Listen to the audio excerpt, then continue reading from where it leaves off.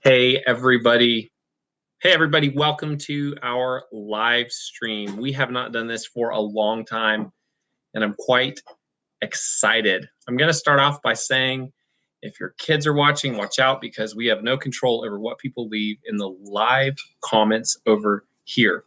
We do have some moderators, and if you are being nasty, you're going to be booted off. So, Can I make them moderators? Oh, they're already moderators. Are you sure? You can check in a minute.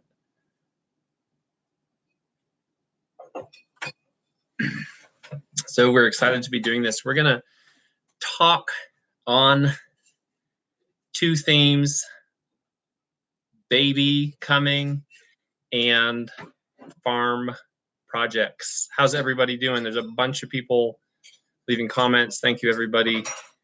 We're going to talk for about 30 minutes about babies, home birth, because we're about to have a baby. We're actually shocked we haven't had the baby yet.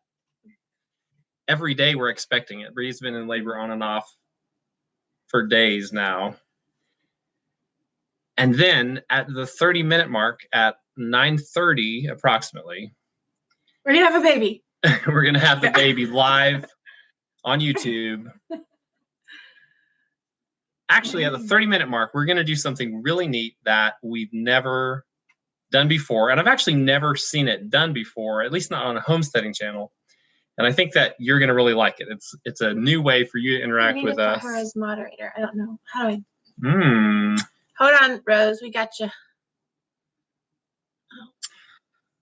So one thing we want to talk about tonight is why we're having a home birth. Something I would also like to talk about is why is birth so connected to fear for so many people, and kind of our experience in how we have had some freedom from fear looking forward to birth. Okay. All right, we've got our moderators. All right, girls, selected. You should be moderators now. Why are we having a home birth? Okay. I've had 2 hospital births, and now I've had 2 home births, and we're planning another home birth any day, hoping to have one. You know, you kind of hold those plans loosely because, you know, if something comes up, we're going to go to the hospital. And that's the benefit of choice, right? Like, we can have our baby at home, but then if something happens, we can go to the hospital. But the reason that we choose home birth is because I had for me, it was a very traumatizing C-section with my second child, Joyful. And when I got pregnant with my 3rd child, I looked into a VBAC, which means vaginal birth after cesarean, and found that although in theory, lots of doctors and even hospital midwives were in support of VBAC, when it came down to it, they wanted me to have my baby by 40 weeks. They were not okay with long labors. They were not okay with big babies. And those 3 things kind of define me whenever I have babies. My babies have been all around 9 pounds. And then Justice, my first VBAC, was 11 pounds. And so he also was 8 days overdue. He was, you know, almost a 24-hour labor. And all those things set me up for failure as a VBAC. And we did a ton of research and just found that it was, now this is what we found for us, okay, as far as VBACing and home birth, was that consecutive C-sections actually come with higher risk than home birth. Please don't ask me to quote those statistics right now. This was years ago when we did this research. But so that's why we chose home birth the first time. We continue to choose home birth because it was so amazing. It was the most peaceful way to give birth. We just found that our midwives carried a lot less fear than the doctors did. And that was a really, really wonderful way to bring a baby into the world. And to go through all of my prenatal appointments, just having so much positivity. And it wasn't that the midwives aren't aware of the risks. It's that they don't like cram them down your throat and point them out to you every visit. And that may not be your experience with your doctors, and that's wonderful. Like, I totally support what I support for women is your choice to give birth at hospital or at home. And so anyway, we just found that home births are just so calm and peaceful and often without fear. So far I've had 2 really amazing home births. I'm really hoping for a third one, but we're not afraid of the hospital. I mean, Arthur works at the hospital, and Gracie's birth, my first birth, was amazing, and it was a hospital birth. So I mean, when you're a nurse, where else do you work? So anyway, my point is just that we're not afraid to give birth at the hospital, but we've just found that we love giving birth at home. So that's why we home birth. Kind of a long answer. So Our experience with midwives has been really, really good. And it's not, when we talk about fear and home birth and being free from fear, we're not talking about ignoring all the possible risks. Like, when we have a midwife working with us, they've been extensively trained. They're very qualified to deliver babies.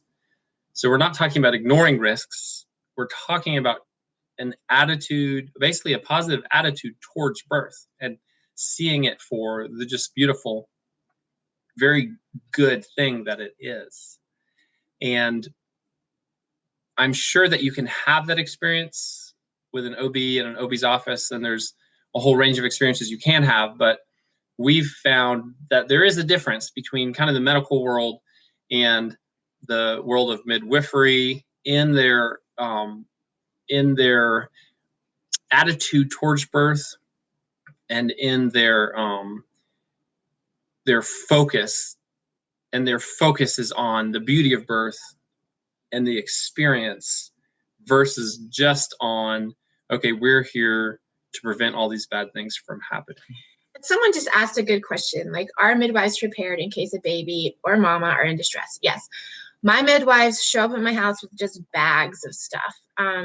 Obviously, they cannot do a C-section if that's required, or there's obviously other things that they cannot do, and that's why it would be amazing for more hospitals and midwives to be able to work together. It's actually illegal in our state to home birth in certain ways with certain types of midwives. You can, so like, it's not illegal for me to have a home birth, but certain midwives and their level of training are illegal. So anyway, it would be amazing though if, that's way too complicated to get into right now, but it would be amazing if the hospitals and the midwives could work together a little bit more.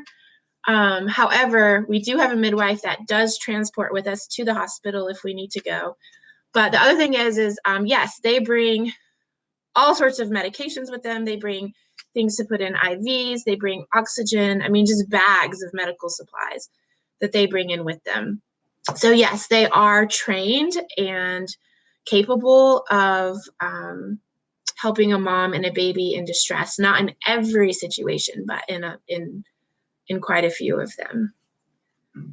So there's an interesting thing when it comes to the safety of home births, and I have a pretty interesting perspective, or is interesting to me, perspective on this as a nurse and working in a area that is very much risk adverse.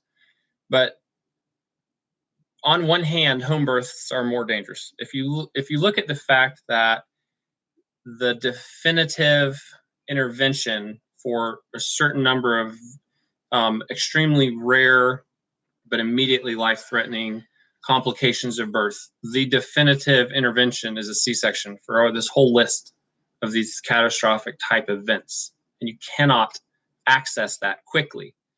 And there are instances in birth where you have to access that quickly save mama's life or save baby's life more commonly. That being said, when you've got to look at something else, and that is look at hospital birth C-section rates. And the fact is that many hospitals in the country have terrible C-section rates, 20%, 30%, 40% C-section rates. So statistically, and C-sections come with a significant number of risks. Granted, the side effects and the adverse events related to C-sections are low, but they're much higher than with a natural birth. So long story short, though, if you walk into a hospital, you have a much higher chance of having a C-section, just because that's the way that they roll. And if you have a home birth, you have a very low risk of having a C-section unless you need one. So in some ways, having a home birth is actually safer than having a hospital birth. Yeah, I mean, I think like the hospital home birth debate for me, and I think for most women, is really like, what are you comfortable with? Like, if you're scared to death to have a home birth, like, don't have one, because you're not going to have a joyful birth. You know, if everything goes perfectly smoothly, and you just have your baby, which is what happens, you know, most of the time, you're not going to have a joyful birth, so don't have a home birth. And anyway, so for us though, it's, you know, I guess to doctors I'm considered high risk because I've had a C-section, but other than C-section, I'm in really good health. I have really low blood pressure, like all my, you know, blood work, everything's just perfect. So yeah, and like I said, you know, I don't know, I just love home birth. I love it. It's so peaceful, and you have your baby and the midwives clean everything up, and then you lay in bed and nobody messes with you. And it's great. After our first child, Grace, we had her in the hospital. We had a really great experience. And Bree said, I love being in the hospital after having a baby because they just wait on you and they'll bring you anything you want. But after having Justice at home and having the experience of having the baby and then not going anywhere, staying where we were, I went into the kitchen, cooked some steaks, served them to her in bed, waking up in her own bed. It's totally quiet. No one's coming in and checking the baby. No one's coming in and checking bleeding. Can I say that on YouTube? We said this is the coolest way to have a baby because it's totally peaceful. It's just chill. It's just mama, baby, daddy, kids. And we love being at home after labor's over. It's just chill. It's private, it's quiet, it's chill. The other really, really great thing about having a home birth, and I don't know if this is everyone's experience, but my midwives come to my house for all the after appointments. So like they come over the next day and check on baby. They're available 24/7. If you need anything, they'll come. They come over, I think it's like day 1, day 3, 1 week, 2 week, 4 week, 6 week, or something like that. And then if you need anything, they come. They just come to your house. You don't have to go anywhere. It is wonderful. You don't have to pack up all your kids. You don't have to worry about nursing the baby and then driving to the doctor's office and then nursing the baby there. And it's just lovely. Little Red Farmstead just said, yeah, home visits are the best. It's the best. And we,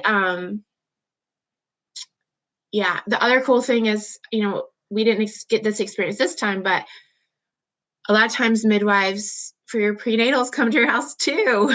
Willow Creek Homestead said that her midwife came to her house and did her dishes. I'm sure they would. I mean, will your doctor do your dishes for you? So, it's just so lovely. It's just peaceful. That's why I love it. Anyways, okay.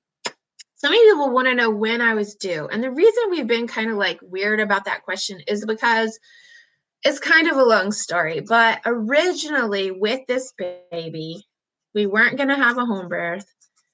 because they're like, it's our 5th kid. Like, we'll just go to the hospital and have the baby and have insurance pay for it or whatever. Now, home births aren't expensive, but it's a couple $1,000s we weren't going to have to fork out. And so that sounded nice because we kind of wanted to like buy some things for the homestead. So I go to a doctor's appointment and they're like, oh, you're 36, so you're considered old, you're geriatric. You need to go have an ultrasound right away. And I was like, okay, I love ultrasounds. I'm personally not against them. And so we went to the ultrasound and they were trying to tell me that my due date was 2 weeks earlier than I had said that it was. And the problem with that is that if we had stayed with the doctors, I would now be considered like 3 weeks overdue and I would have had a C-section. So when they were like insistent that my due date was 3 weeks ago, this is back at the beginning of my pregnancy, we decided, okay, I know what my dates are. I know what my due date is. And we're just going to go back to having a home birth because the midwife will work with us, whereas the doctors won't work with you. Like, it's not like they'd say, okay, well, we'll take into account that you track all this and you know what your dates are. They don't, at least the doctors that I talked to wouldn't do that. It was just, you have this due date because this is what the ultrasound says. So since we switched back to home birth months and months ago, we talked to the midwife and we just told her about the ultrasound and said, the ultrasound said this and I say this. And so we've just been monitoring just to make sure I'm not really that overdue, because that obviously comes with a lot of risks. But anyway, so at this point, I'm really just like a week overdue, not 3 weeks. And my midwife's just monitoring the baby and my amniotic fluid levels and things like that. So that's why I haven't really answered that question, because it's been a little bit kind of hazy just because of that first ultrasound. And then that's also why we switched back to home birth, because it's just another experience we had where the doctors wouldn't listen to me. A little shout out to a few people who are watching here. White House on the Hill, Hardiness Approach, Off Grid with Doug and Stacy, Nurse Kimberly, Teal House, Darcy, Darcy Isabella. Sorry. It's fine. Rose is moderating from Wholesome Roots. Thank you, Rose. Rebecca Rhodes is moderating. Thank you very much, Rebecca. Hi, everybody. Y'all's comments are coming so fast, like I can't read them, and I wish I could, because that's the best part about live stream, is getting to interact with you guys. When was the last time we did a live stream? Can anyone tell me like approximate month? It's been like a year, I think. Well, okay, so our internet for a really long time was really, really bad, and it just suddenly got better. It's still pretty bad. So we thought we'd try this. Seems like it's going really well. Yeah. Art is drinking tea, and I'm drinking tea, but mine's herbal and his is caffeinated, because he has to edit after this. It should be a pretty fast edit, though. Actually, I'll let you all know right now with tomorrow's video. I made a house for mason bees. If you've ever seen those little houses, they have all these little cardboard tubes or reed tubes, and the little mason bees, which are great pollinators, make their homes in there. They actually, it's not homes, they pack them with pollen and then lay their eggs, and the larva develops into a pupa and matures and comes out. And they're great little pollinators. If you aren't ready to get honeybees, or you never will get honeybees, but you want to increase the number of pollinators around, there's like more than 100, I think 170 something species of little mason bees. They don't drill holes in anything. They actually have to find a tube or a hole, so you can provide them with that. I made a really cool little thing. You can see it tomorrow if you check out our video tomorrow. Okay. I see people. I got a second to read the comments. And okay, let me get this one out of the way. We're having a boy. Oh. I've seen people ask over and over, and we do have a name for it. Him. And we're not going to tell you what it is. I mean, we'll tell you. Not tonight. Later, because it's like your baby could come out and you're like, oh, that's totally not your name. But then if we've already told the whole world that that's his name, then it'd be hard to change it. Do mason bees sting? I think female mason bees sting and males don't. But it's not like they're going to attack you. Honeybees won't attack you. I don't think that they have any reason to be aggressive unless you're shaking the mason bee house that you just made. Arthur Jr. Actually, I think Justice and Brighton I wanted to name Arthur Jr., but Art's not into having a baby named after him. He wants them to have their own identity. Mason bees are smaller than honeybees, and carpenter bees are bigger. Carpenter bees will drill holes in your house and in your barn and in your log cabin, but mason bees actually have to find a hole. I know. The dual conversation. You talk about babies. I'll keep talking about babies, and he can talk about mason bees. Okay. Baby name, baby gender. Will I have a doula? So I'm not having a doula. Arthur's my doula. I'm a doula, and I actually love doulas, and I think that they are priceless at a birth. So there's been a lot of changes in our birth team, and the original midwife I hired, she delivered Brighton, and her assistant, I don't know, I just found I didn't need a doula. I had spent like $900 on a doula with Brighton's birth, and also had these midwives. I didn't need both. So anyway, we actually have a different midwife now. It's a very long story, but it's a lovely, wonderful story, and it's a good thing. But I may, kind of wish I had a doula there. But Arthur knows what I need. He really is kind of my main support anyway. I'm pretty good at it. Though I think doulas I'm a doula. I love doulas. And see, also Rebecca's going to be there. And so she's going to be filming, but she's had home birth. She's had 4 kids. And if, she knows how to help me if I need encouragement. And my midwife and I have talked about, the best kind of encouragement for me in labor and stuff like that. And yeah. So no doula, no official doula, but Arthur and Rebecca will be there. Grandmas will be there, though they're really there to watch our kids and things like that. Oh, people keep asking about water birth. I love laboring in the pool. I do have a pool that I borrowed from my midwife. Let me see. I labored in the pool with all my kids, but only Brighton was born in the pool. It's just whatever I feel like doing at the time is how it'll go. Yeah. A couple people have asked if the kids will be there during labor. And the short answer is no. Well, yeah. But the longer answer is yes.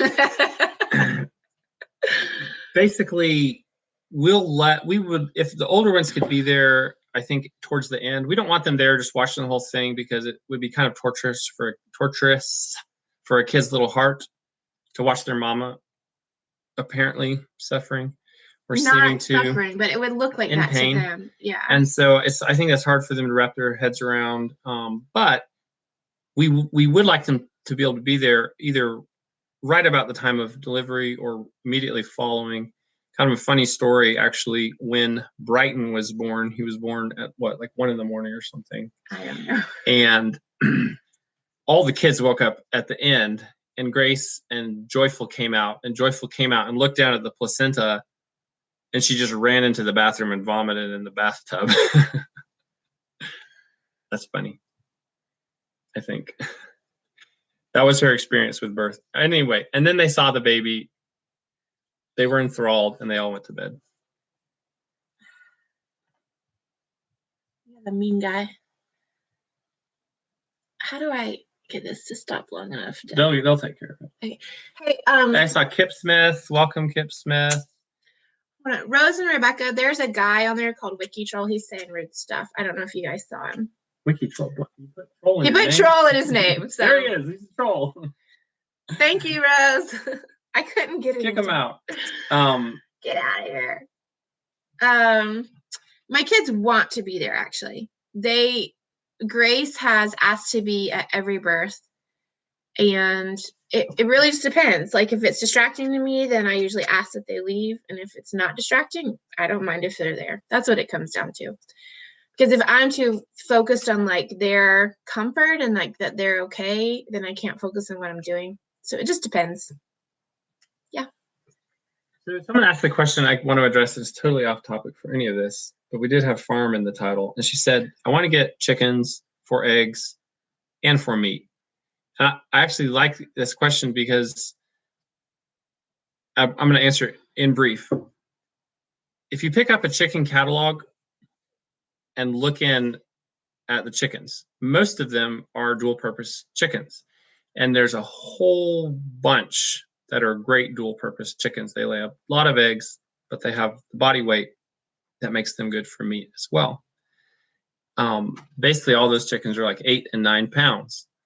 And then there's chickens that are just for eggs, and they have a smaller body weight, so they produce less meat. But the advantage is they eat less food for the eggs they produce. So if you look in a chicken catalog, there's a whole section in the middle-ish, and they're dual-purpose chickens. Name some with me. Rhode Island Red. I'm sorry, I was trying to read the comments. Black Australorps. Australorps. Join in the names with me. What are we naming? I don't even know what you're talking about. I was reading the comments. I'm sorry. Bar the drops. fun part is the comments.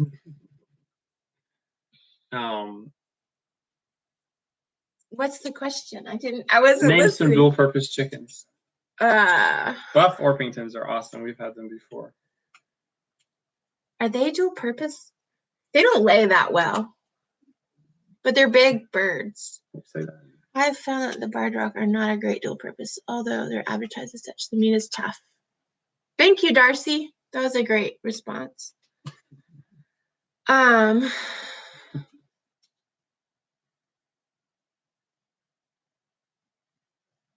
Okay. People, I'm gonna say a few more things about the birth, and then let's move to farm. You want to do it that way? Yeah. Because we're kind of going back and forth. It's a little confusing. Okay, names, home birth, why are we home birth, gender. Oh, someone asked if we like Bible names. Yeah, Bible names are great. But honestly, our kids' names, and this has happened every single time, it just like hits us. Like we're not even thinking that would be their name, and then boom, there's their name. And then we just think about it, and we pray about it, and we wonder about it, and we talk about it, and then that's their name. So that's how we choose their names. But yeah, Bible names there are a lot of really beautiful names in the Bible. So yeah. And then what was another question? Oh, where are our kids right now? They're sleeping. It's 9:30. They're asleep, hopefully. And then, okay, so do you guys have any more questions about the birth or the baby? Just throw it out there in the comments and I'll answer a few real quick, and then we'll move on to farm questions. Our new due date is tomorrow. Every day we come up with a new one, and it's always tomorrow. It's always tomorrow. Tomorrow is the new. What are your cravings? Oh, I'm glad you asked that, because there were some questions on Instagram I did want to answer. Okay, I don't really have any cravings now, other than like meat. I crave meat a lot, but I typically, my first trimester, I get really, really sick. So back in August, we didn't vlog for like 6 weeks, and it's because I was so sick, and Arthur was taking care of everything. And have I been drinking? Oh, sorry. I'm not gonna look at the comments. Okay, so I get really nauseous, and so that first trimester, I just eat anything that I can that makes me feel okay, which is usually like pepperoncinis, which is hilarious, but ask him. I totally crave really spicy, strong flavors like vinegar. I crave iceberg lettuce. I don't know. And things like that. So some of the questions on Instagram were, how did I get through the first trimester doing farm chores with Arthur working? and me being so sick. And I'll just tell you, it's just hard.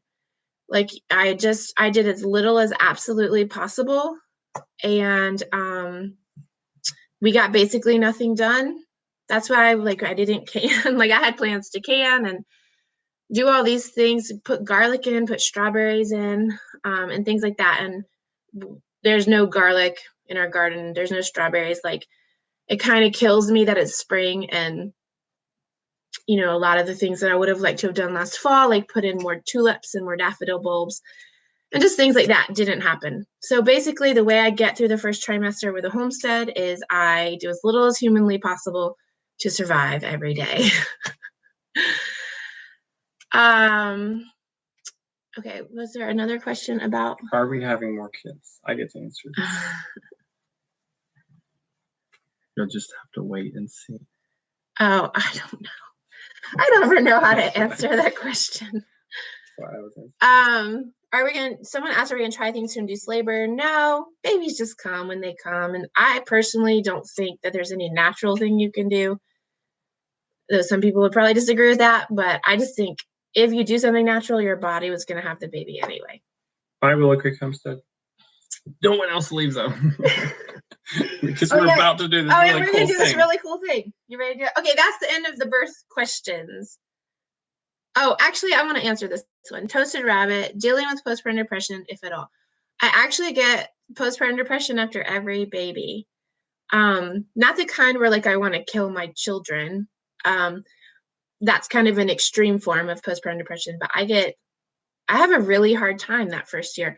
Though I'm thinking that my last 3 children were born in the winter, so it was really hard. I couldn't just go outside. I had to avoid sickness and things like that.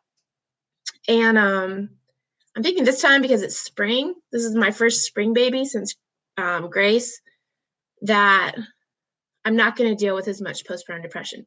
Plus, after Brighton, I found some things that worked for me to help with postpartum depression. So I'm going to probably use those things again. And then I'm also just hoping, okay. Someone's saying eat the placenta. Here's the thing about that. We encapsulated our placenta after our last baby to try to help me with postpartum depression. And I have to say, it helped. But you run out of it. You have a month's worth of pills and then you're out of them. And they help. I take them and I would feel really amazing. But then they're gone. And so actually, for me, what worked was hormone cream, like a progesterone cream. And that may be too much information for some of y'all, but that's just what I found worked for me. So I'm hoping this time, between it being spring and warm and the kids being able to play outside, also Arthur being home more, that I'm not going to get postpartum depression as bad. Oh, you might ask, why are we talking about something so private, postpartum depression, online in front of 1.1 thousand people?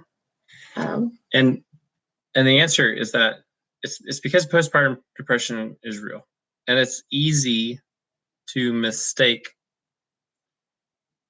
postpartum depression for, I'm saying this backwards, exhaustion and just the overwhelmed time that can come after having a baby. So I think it's good. It's something good if you've only had a baby or never had a baby and you're planning on having babies, or maybe you've had them and didn't recognize it. It's just good to think about, after having a baby, are you struggling really, really bad, feeling hopeful, with going through the motions of your life every day, and to really address that, because it's a real thing, but it's easy to miss because it is an exhausting time. Mm-hmm. And it's easy just to say, oh, I'm just exhausted. But if that's going on for weeks and months, yes, you're going to be exhausted, but there is a line that you can draw and say, hey, this actually has crossed the line. So it's really good to pay attention about it. That's why we want to talk about it, because I just like to encourage people to be really, really aware when you're having a baby, if you've never had a baby, and just pay attention, especially husbands, pay attention to your wives, because they're not going to know what's going on at all, or they might not if they're totally exhausted and dealing with it. Yeah. I'll probably talk about it more in future videos. I actually, and this probably isn't the time to bring this up, but I actually want to start my own channel and talk about some of the more mom, wife, woman focused things, just because this channel is more like homesteading stuff.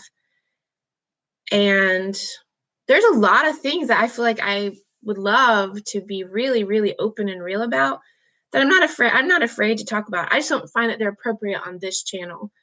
And anyway, yeah. So now we're gonna move on to farming stuff, and Arthur has a fun surprise. So we're going to do something now that we've never done. And I'm excited about this. And we're going to go to the next level with warning you about your kids. Because we're actually going to do a little call-in show right now on the live stream. I've got a phone number. I'm about to share it with you. And we don't really have control over what people say. We don't have someone screening calls. So if someone comes on and is nasty, we're just going to cut them off and move on to the next call. But I would ask that you not have your kids around for this. And if you're super sensitive, go along. I think the chances are extremely low that we'll have an issue with this because I know the majority of you all are awesome and we would trust the majority of you. You just never know who the random person is. So we're going to do a little call-in show right now. And I'd like to stick to, you know what? Honestly, we can talk about whatever. Do you want to talk about just birth stuff or? We can talk, we're just going to do whatever. You can talk about whatever you want. So questions for us or comments if you have something you want to tell us. We're going to keep the calls pretty short. So don't go on and on. And if anything's inappropriate, I will hang up on you immediately. Here's the number. Okay, this is not our home phone number or our cell phone number. This is a phone number for just for today. Yeah. I'm going to read it. 828-222-7587.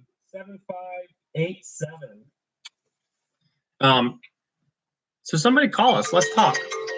All right. Here we got a call. Let's do it.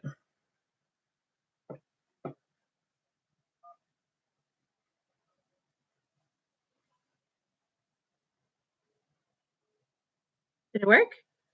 Hello? Just a second. I'm going to put you on speakerphone, okay? You can unplug it now. That's a second.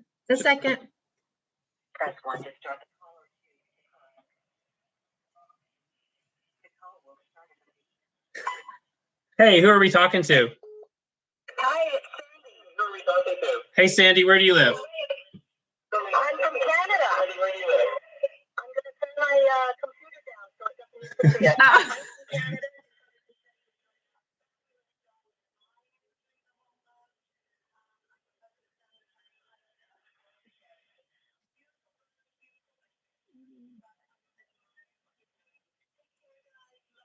Awesome. Thank you so much for the call. I call you all the time. Oh, thank you. Awesome. Thank you so much. Welcome. You're welcome. And I'm praying for you. Thank you. Have a great evening. You too. Bye-bye now. All right, everybody. So if you're calling in, bye. If you're calling in, turn the volume down. Turn the volume down on your computer or whatever you're watching the live stream on. That was fun. Let's do that again. Y'all call in. So this is something I've been wanting to do for a little while, is do a call-in show on the live stream. And so we're doing it now. And I'm super excited. So let's get some more callers. There's the number. Woo! Press 1 to start the call or 2 to decline.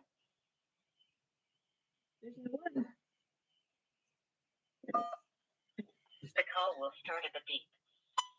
Hi, welcome to Art and Bree. Who are we talking to? Oops. Sorry.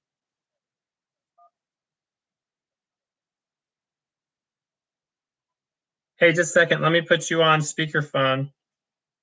Hey, who are we talking to? Hi, this is Cindy from the Toasted Rabbit. Hey, Cindy, you made it through. That's so neat. How are you doing?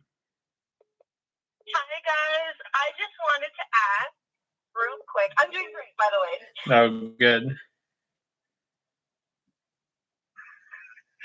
I want to ask Bree if she she needs any booties or gloves for her baby, I would love to crochet some more for her.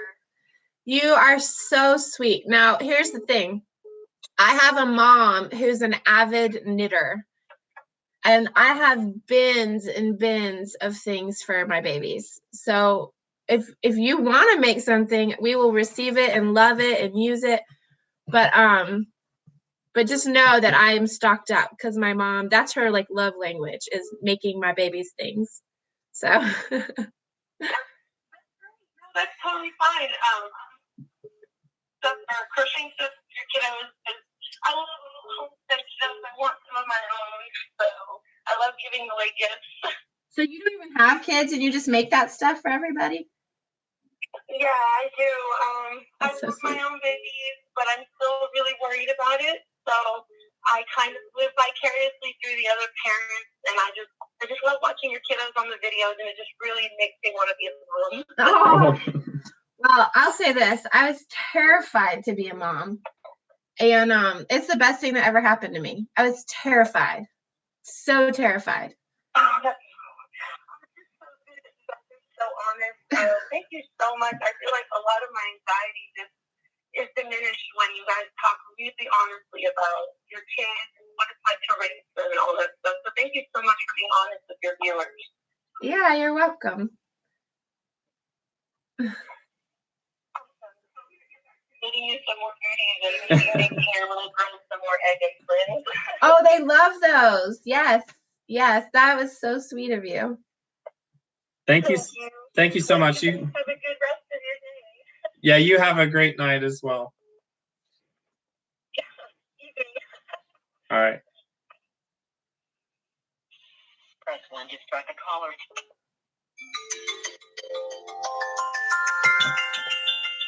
Call-in show. Can y'all hear the people calling? Oh, yeah, that's a good question. Let's wait a second. Can y'all hear them?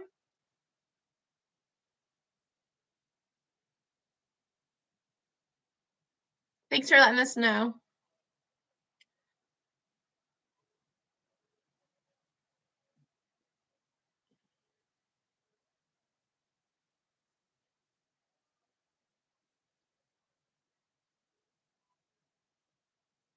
Hey, who are we talking to? Hey, just give me 1 second. I'm going to put on a speakerphone.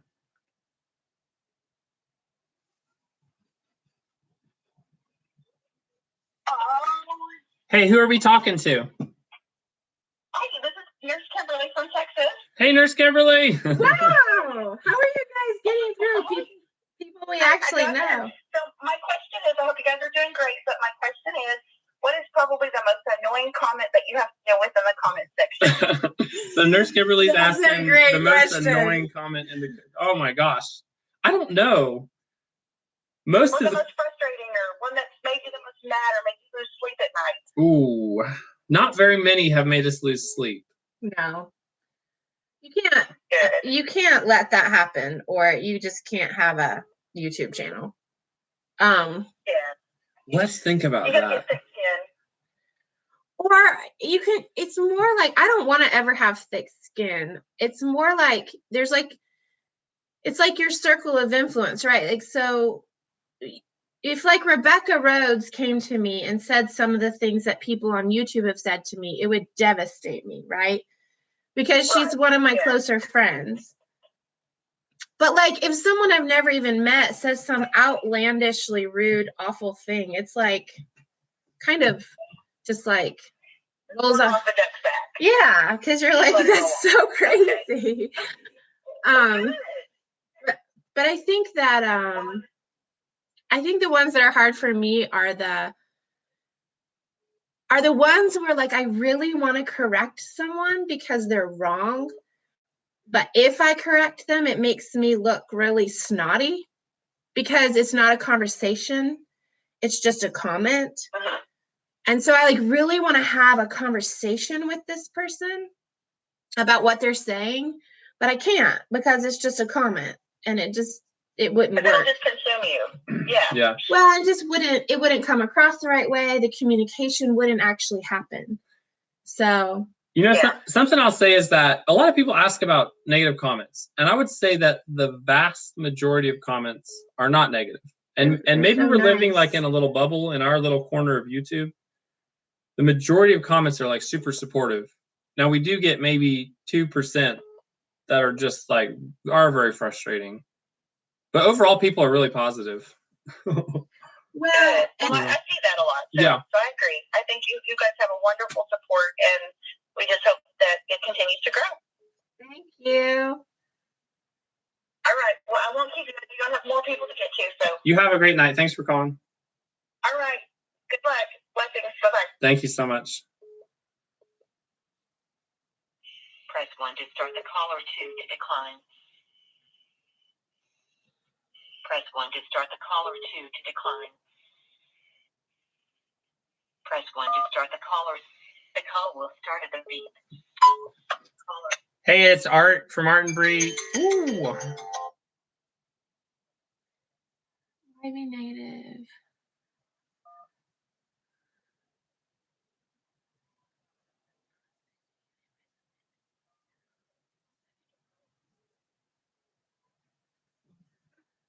Hey, it's Art. Who's there? We're having some technical difficulties. Just a second. Give me 1 second. I'm going to put you on speakerphone.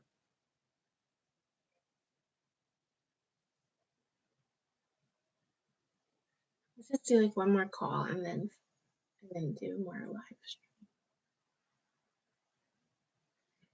Hey, it's Arthur. Who am I talking to? Hi, I'm from Southern California. So I'm sorry. Say your name again. I missed it. I love you guys. Kim. Hey, Kim. I'm calling from Southern California. Yay. I am thankful to watch you guys because you inspire me, and I have my own mini little homestead here. I have a question for you, Art. Have you ever heard about making a heading cut on a fruit tree? Yes. It keeps the tree like compact, and I was wondering if you ever considered doing that with any of your trees, and if you have, if you've been successful. Yeah, you know, I've actually been watching a bunch of pruning videos the past 2 days, and I'm by no means an expert on it, but I actually went out and slashed and pruned a bunch of my trees. And I don't my understanding is it's not just as simple as making a heading cut will limit the size, but I guess there's multiple ways to do it, because if you cut the main stem or main trunk of your tree, it's going to do a couple things. One, it stimulates the growth of the branches that are below that, so it'll create branches below that, but it also can create like 3 or 4 sprouts that grow from close to the site of the cut. And what a lot of people do when they're developing, when they want to have the main stem continue and the tree get taller, is they only keep one of those and they let that develop into the trunk. But potentially, if you let all those develop, it'll like slow the growth of the tree, because those will all turn into branches essentially, and it'll kind of top out. So I don't know. I'm not an expert on it by any means. And well, I bought the book Grow a Little Fruit Tree, and I've been reading up on it the last little bit. And I'm just a little bit hesitant to do it because I don't want to put all the effort in and then ruin the tree or the harvest. I don't think you'll ruin your tree. I don't think you can really go too wrong pruning.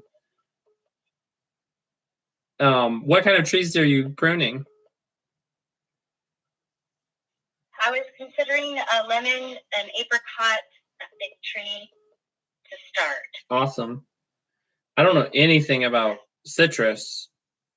Not the first thing. Thank you to both of you for all that you do and for the information. Yeah, thank you so much. Yeah. Take care and good luck to both of you with the new baby. Yeah, you have a great night. Thank you very much for calling. Thank you. Bye. We're going to do one more call. Last call. Here we go. Press 1 to start the call. Will start at the beep. Just a second. I'm going to put you on speakerphone. Hey, who are we talking to? My name is Damaris. I'm calling from Southern California. Oh, another caller from Southern California. How cool. So I do have a question. But first of all, I enjoy your channel immensely. Have you decided anything on your dogs? Oh, dogs. We are still getting rid of Shep, and we've decided that it's better to have one dog. And we've honestly, like, after when we got the dogs, we had no idea about anything having to do with littermate syndrome, and we have become firm believers. So we're going to get rid of one of the dogs. We're not doing it in a hurry because we want to find a good home for them. And there's not a high level of urgency to making it happen. Well, except that, I mean, there's no high level of urgency, but I do think the sooner the better. But we're just hoping for the right home. We don't want to just drop them off at the shelter, you know? Yeah. So. Okay. Well, thank you so much. And I've been wondering about your dogs. I live in suburban area right outside of Los Angeles, so I would love to get chickens, but I'm thinking I've got cats, and I don't know. Does your cat ever bother your chickens? No, I think a cat would kill little chicks. So you would need to keep the chicks like put up until they're bigger. But a chicken can attack a cat pretty well. But a cat, and if you had like a bell on the cat, you know what I mean? Like a collar with a bell or something. Yeah. But yeah, so I guess, I mean, maybe like neighborhood cats, if there was like a few really aggressive like tomcats, that could be an issue. But I don't know, you could just try it and see what happens. But definitely little chicks would be an issue. Okay. Yeah, I'm gonna see. I'm trying to convince my husband. But I will be on baby watch. I am constantly checking on Instagram to see if you don't post anything. So congratulations. And again, I love your channel. You guys are so amazing. And I see the love and warmth in your family, and it's just so inspiring. Thank you so much. Thanks for calling in this evening.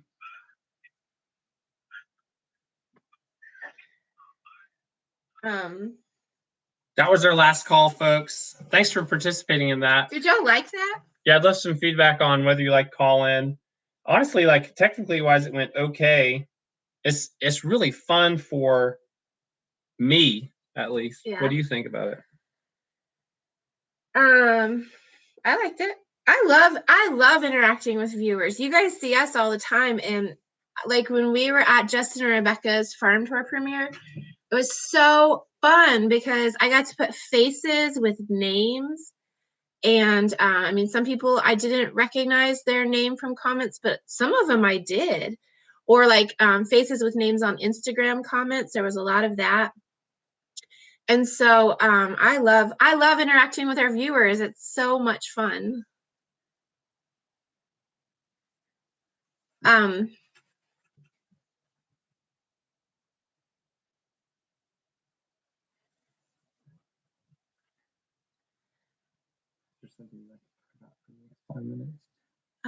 want to just answer some questions? Yeah, I'll just answer some questions. Does anyone have any more specific questions for me about babies and birth and such?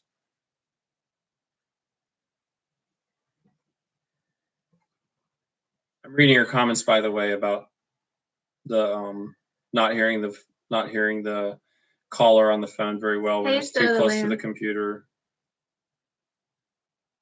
We'll see. We'll probably try it again, honestly, because I think it's just such a cool idea and a unique idea. I think next time we do call in, though, it's going to be on a really specific theme with either questions or probably more likely the invitation for comments on a specific topic or sharing experiences, letting people call in and share their experiences. Someone actually asked, how do I think Brighton is going to do with the baby? I have never really worried about that before because we've never had any jealousy issues amongst our kids.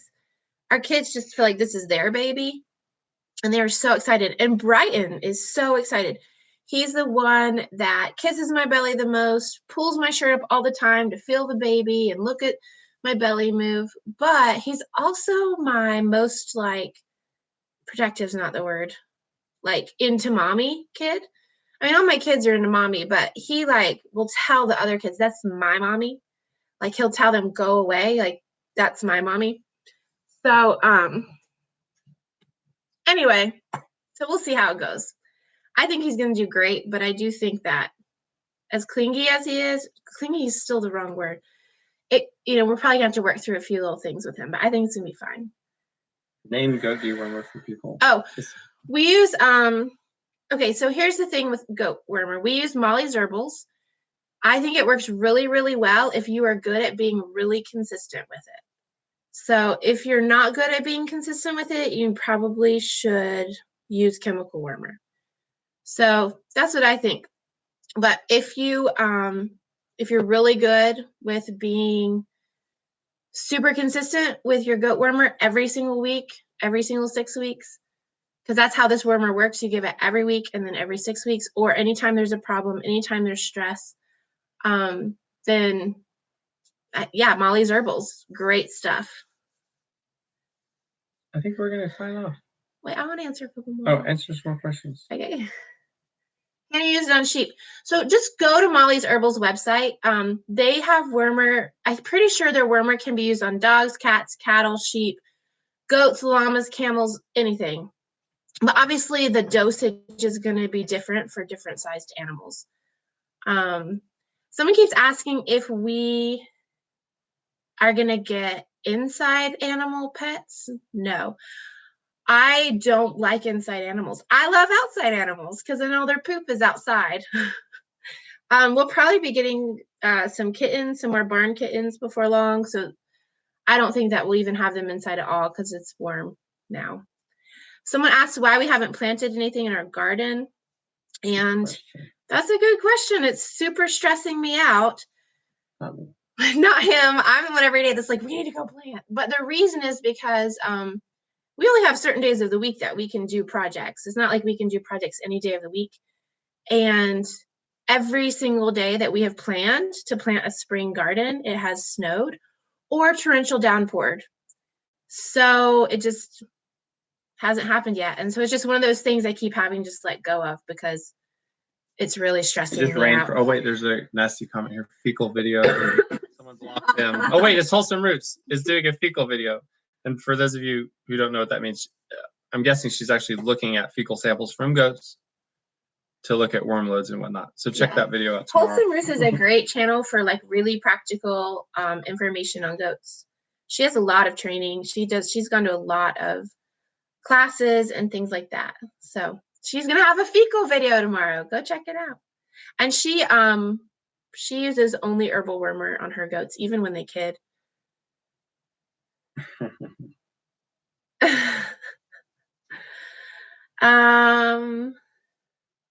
So anyway, it's not time where we live to plant summer crops at all. I mean, they could totally get killed. Our last frost date is mid-May, but we could have planted things like strawberries and blueberries and radishes and potatoes and onions and greens. And I've actually had a lot of that stuff sitting here waiting to be planted, and every time we try, it gets canceled. It's kind of frustrating.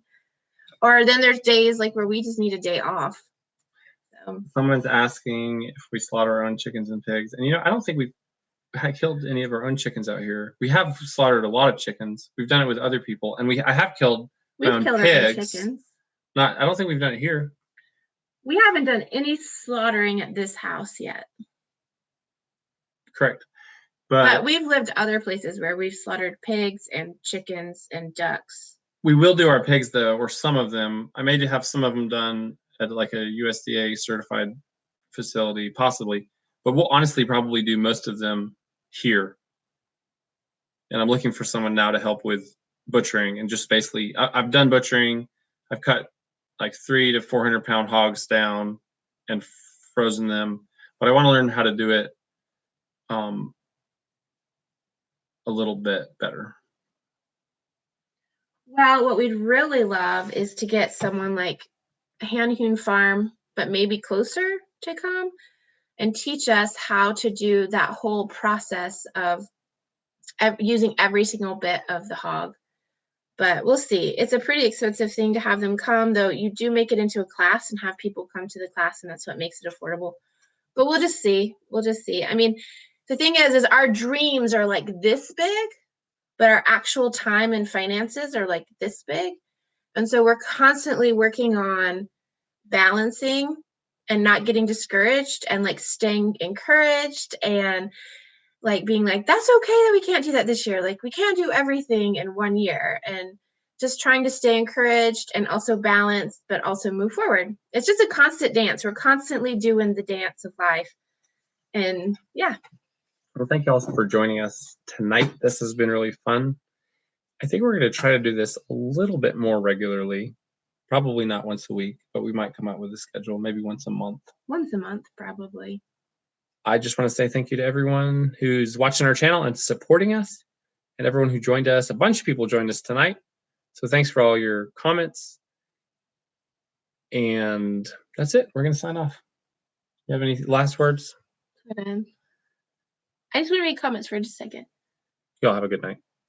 He's so funny because I would do this all night, but he knows I need to go to bed. 10:01. I've got to edit and you're going to bed. I got to go to bed.